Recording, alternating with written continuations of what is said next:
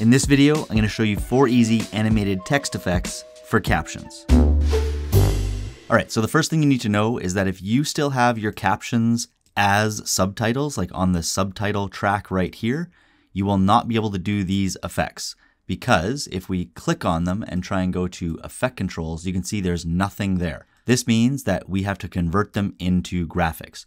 Just know that you should have your captions looking the way that you want before you do this. So make sure their scale, their font, all that kind of stuff is good to go. Then just select the captions and head up to graphics and titles and click upgrade caption to graphic. And you're going to see that those captions that were on the subtitle track have now been converted into text graphics right here that we can now edit with effects. Starting with the pop-in effect, which starts by going up to your effects up here. If you don't see your effects, go to window and then down to effects right there. And just type in transform. Take that transform effect and drag it onto your clip that you're going to animate. We only have to animate one, then we're going to save it as a preset and put that on the rest of them, and it'll do it automatically. Okay, so on this graphic right here, I'm just going to zoom in so we can see it clearer. If I click on it, you can see over here under effect controls. If you don't see effect controls, go to window and down to effect controls right there. You're going to see the transform effect is going to pop in under vector motion. So let's just slide down here. You can see all the things that we can mess with in transform. And we're basically just going to mess with scale. But before we do that, let's just uncheck this box right here, use composition, shutter angle, and then change this shutter angle to 180. That's just going to help with the motion blur. Then let's just go back up here and click on the word transform. And you're going to see that this anchor point is going to show up on your screen. And what we have to do, because right now, if we scale, you can see that if we shrink it, it shrinks towards the middle. And if we scale it up, it scales away. We don't want that. We want it to pop in straight forward, like towards us. So I put this back to 100. And to fix that, I'm going to go to my anchor point. I'm going to click on this side, the one that says 1080. I'm going to click and slide to the right until that target kind of is right in the middle of my text right there. And then I can just go to this one under position and type in the exact same number. So 1726, yours will be different. Hit enter, and they will now align here. So if I take this, you can see that they are actually perfectly aligned over top of each other. So I'm going to put that back to 1726. And now all we have to do is animate scale. So we're going to start by taking our blue line, our playhead, and dragging it to the start of the clip. Clicking on this little toggle animation clock there, that'll put a keyframe in. Then use your step forward by 1 frame button here in the source monitor, but to go 1, 2, 3, 4 forward.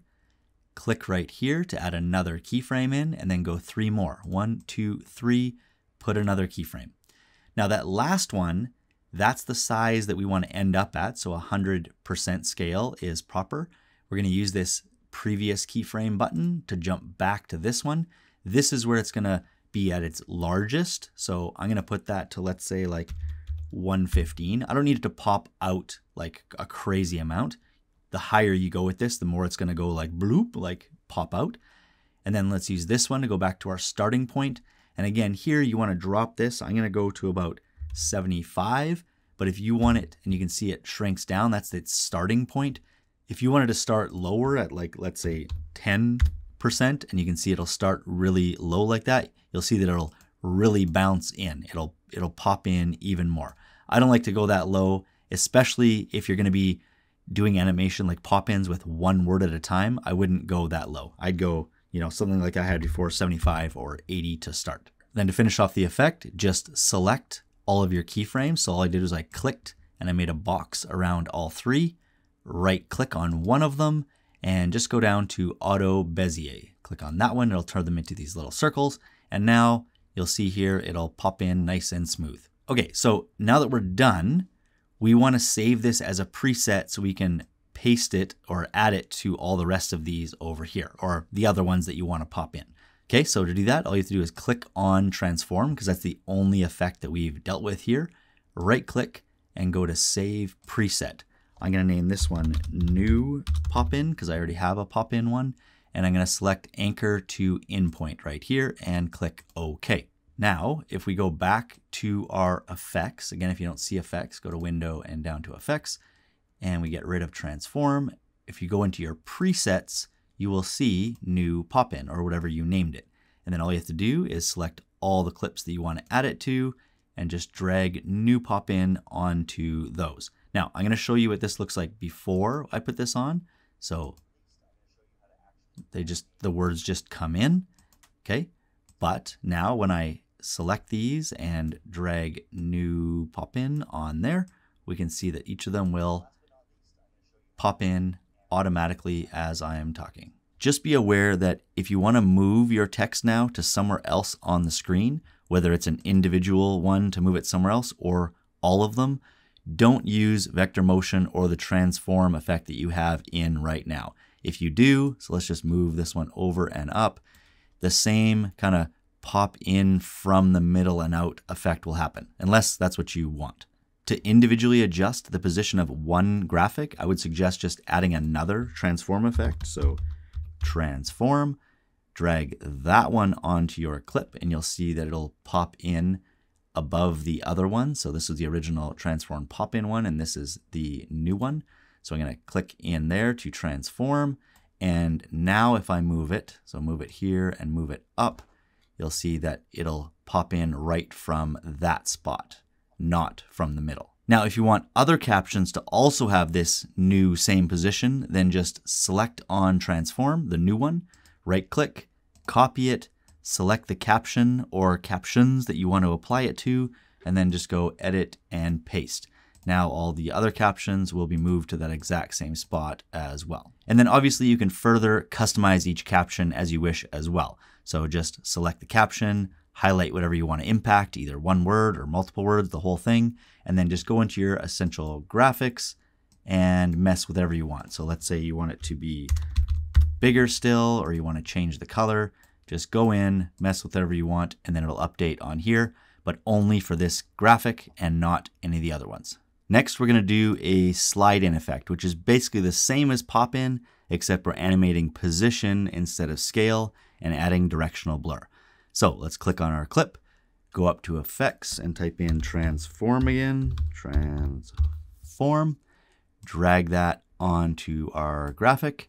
Then this time we're also going to go up here and type in directional, and we're looking for directional blur right here. Click and drag that one on as well.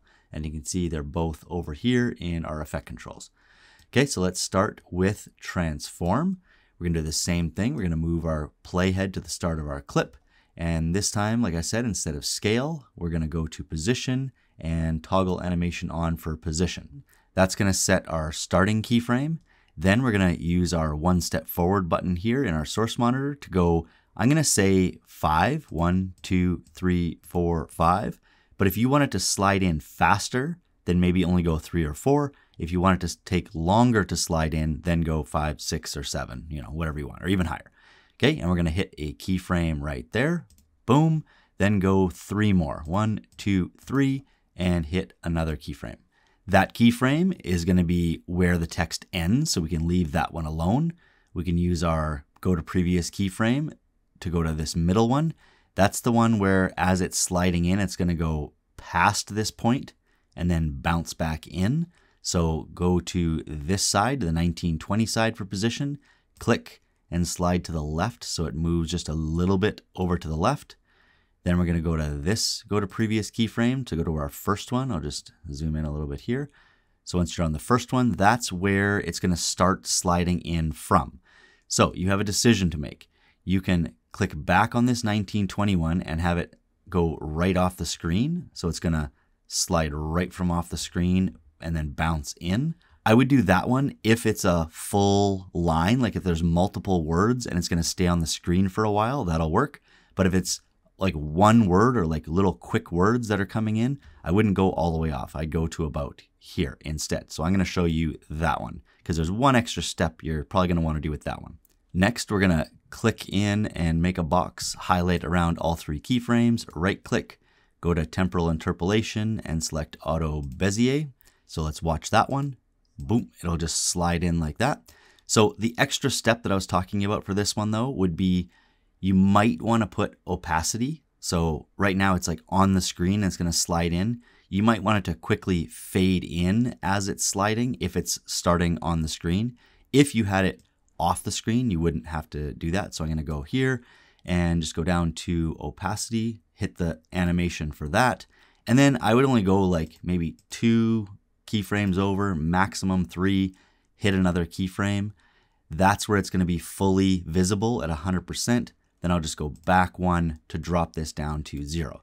When you click play, it'll just fade in this time instead of just starting on the screen. I think that looks a little bit better. But to make this look even better, we're also going to go up and mess with our directional blur. So if I drop this little triangle thing down, you can see that this is the first thing you have to pick is the direction. You can see right now it's at 0 degrees, and that would work for anything that's going to slide in from the bottom up or from the top down. But if it's coming in from the left or from the right, then make sure to click in here and put in -90 or 90. So that's what we're going to do in our case. So you can see the line is to the side here. That's what would work best for ours. And then you just have to decide on the blur length. So obviously, as you can use this slider, but it only goes up a little bit, or you can click in here and slide, and that'll make it blur even more. So you just got to decide how much blur you want it to start with. Okay, so we're going to use these keyframes here, the first one and the last one, as our points. So I'm going to slide this to the very start to match up with this keyframe, and that's going to be our biggest, like our highest blur length. So I'm going to pick, just somewhere around 100, just so we can see how much blur it causes. You can pick whatever you want. I'm going to toggle the animation on. It'll put a keyframe. Then I'm going to use this little forward arrow next keyframe under position, under transform here to go not to the middle one, but to the very last one here. And I'm going to hit another keyframe and just drop this right back down to 0. So at that point, it's going to be a fully readable text. Okay, so if we go back, we can see now it looks like this when we have everything on it. And then just like we did for pop-in, we can save that as a preset. But this time, since we have 2 effects that we've added on, we have to select both of them. So I'm going to click on transform first. Then I'm going to hold Control or Command and click on directional blur as well. So they're both selected. Then right click on either one of them and go save preset. Name it what you want in here. So I'm going to call it new slide in, maybe 1, because I think I have that already. I'm going to click anchor to endpoint and click OK. Then if we go over to effects again in presets, we can see new slide in 1 is right here. And then just like last time, select any other clips that you want to put that on, and then click and drag that onto those ones. So now if we watch this is 3 of them in a row. Boom, boom, and boom. All right, so to add a stretch in transition to your text or captions, we're going to add the exact same 2 effects we did for the slide in transition. So click in here, type in transform, click on that effect and drag it onto your text graphic. Go back in, type in directional, click on directional blur, drag that onto your text graphic as well, and they're both going to appear over here in your effect controls. Slide down. Under transform, the first thing we're going to do is mess with our anchor point. So click on the word transform. You're going to see this target show up. Use anchor point right here, this side, the 1080, to click and slide until your text aligns with the target that was not moving in the middle there. Whatever number appears here, just click on the position one on this side and type in the same thing. So 1728 and enter. Next, we're going to uncheck this uniform scale box so that we can adjust our scale height and scale width separately. Then just click on these little arrow triangle things to the side so we can see the parameters. Then make sure your playhead is at the very, very start of the clip. So click on it up here and drag it all the way to the left. And then go over here to toggle animation, these 2 little clocks. Click it on for scale height and for scale width. And there'll be 2 keyframes that are added, 1 for each right here and here. Next, go over to the source monitor and click on the 1 frame forward button 1, 2, 3, 4 times. Put a keyframe in for each of them. Then go 3 more, 1, 2, 3, and keyframe. These last 2 keyframes are where the animation is going to end, so we can leave those 2 alone. Then use this go to previous keyframe button to go to the middle 2, and we're going to mess with these parameters separately. For height, I just like to add a little bit on, so maybe like 110 to stretch it up a little bit. For scale width, I usually like to double it, so probably around 200 will probably look pretty good. You can go more or less depending on how much stretch you want, obviously. Okay, then use this previous keyframe button again to go to the very first one. This is where the animation is going to start. So for scale height, I usually like to just take a little bit off. So maybe like to 80 this time. And then for scale width, I like to go about half. So to crunch it in a little bit and it'll be smaller like that. Okay, so once you have all your numbers set, click and highlight all 6 keyframes like this. Right click and select Auto Bezier. They're going to turn into these little circles like that. So now if we preview it, it looks like this. Boom, and it stretches in. But to finish this off, we have to do 2 more things, starting with messing with our directional blur, the other effect that we added on. So click on both these 2 triangle arrow things so we can see the parameters for direction and blur length. For direction, we don't want this one to be up and down because we're stretching it out more left and right, like horizontally. So click in there and change that to 90, similar to what we did for the slide in effect.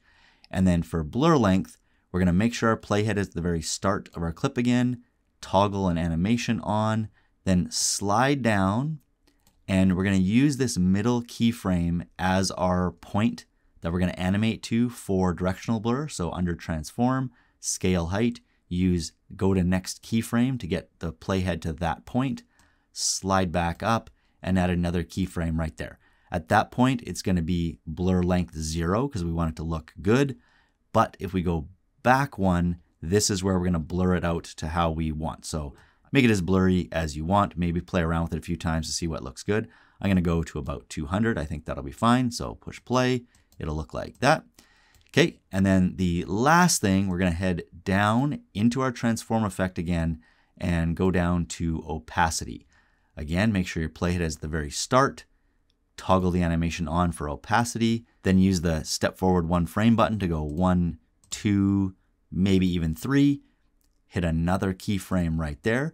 That's where we want the opacity to be 100. Use this one, go to previous keyframe, go to the first keyframe here and crank that down to 0.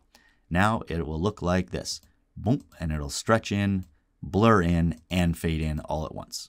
And then obviously if you want to turn that into a preset, just select the transform effect right there, go up, hold Command or Control, click on directional blur so they're both selected, right click, go save preset, name it. So I'm going to go stretch in, select anchor to endpoint, click OK. Then over in effects, under presets, you'll see it right there, stretch in and drag it on to whatever other clips you want. So I'm going to highlight these 2 here, drag stretch in onto those, and then we can see it appear on 3 clips back to back. So stretch in, stretch in, stretch in. Next, I'm going to show you how to do a very simple fade one word in at a time animation. So to do that one, all you have to do is select your clip that you're trying to animate and head down to opacity in your effect controls and click on this little box right here, create 4-point polygon mask. The mask is going to be created here and it's going to look like your text disappears, but really if you use this hand to click and drag down, your text is really just right there because whatever's in the box is masked so that we can still see it, and then whatever's outside the box we don't see, it's cut off and we can just see what's underneath, which is this clip here. So to animate this fade in, all we have to do is stretch our box out so it expands the length of our text, so about like that. And then on this end, you know, something like that. Doesn't have to be perfect, just make sure it goes beyond your text. Head over here under opacity, you can see that this is the mask that was created, mask 1, and we're going to go to mask feather and feather this out, so maybe like 75 to 100 on the feather. And then all we have to do is start to animate this box. So we're going to go to the very start of where the clip is and move the box so it's off to the left like this. Okay, and then you're going to hit this little clock for mask path to toggle animation. It's going to disappear. Just click back on mask 1 once, twice, and it'll reappear.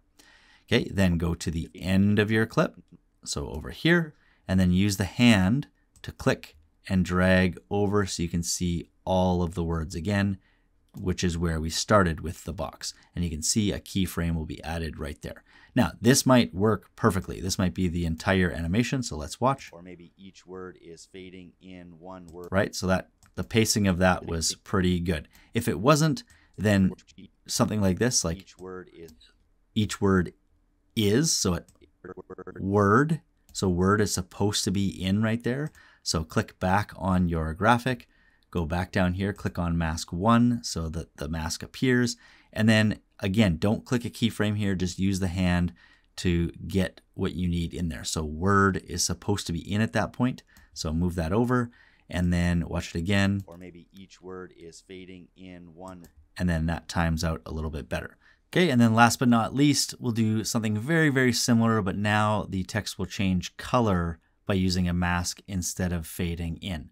So for that one, all you have to do is click on your clip, hold Alt or Option, click on it, drag up so you can make a copy.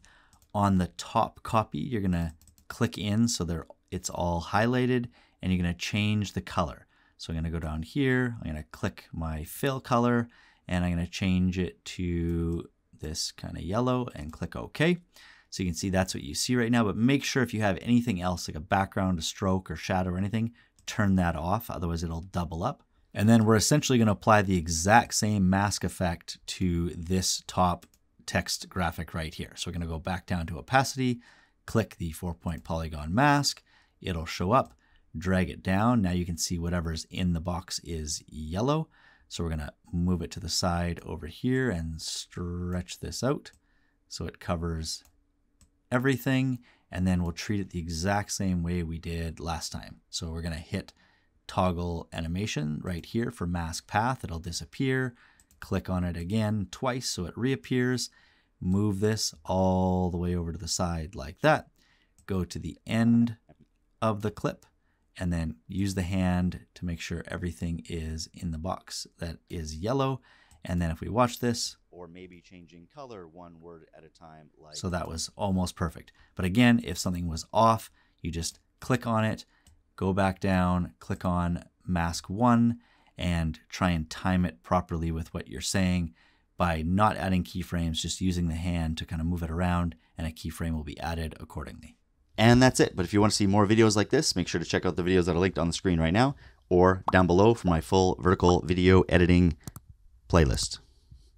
I don't know why.